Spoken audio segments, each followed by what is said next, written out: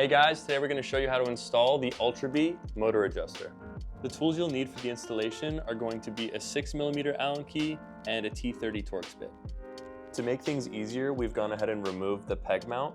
It gives us more space to work down here, which will be important later. The first step is going to be to remove this 6mm with an Allen. The next step is to remove this plastic piece, and I find that the easiest way to do that, anchor your finger around it and pulling towards you, just like that. Next, snap this plastic ring. When reinstalling the new part, it may not fit perfectly until we adjust the motor mount position. To adjust the position of this guy, we're going to want to use a T30 and rotate, which I'm doing by hand, just enough so that everything lines up and I'll be able to fit my bolt in there. Once everything's aligned, you want to put this bolt back in with your 6mm.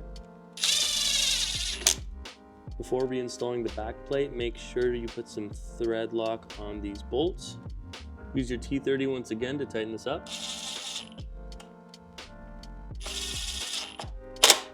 Everything's installed. Enjoy.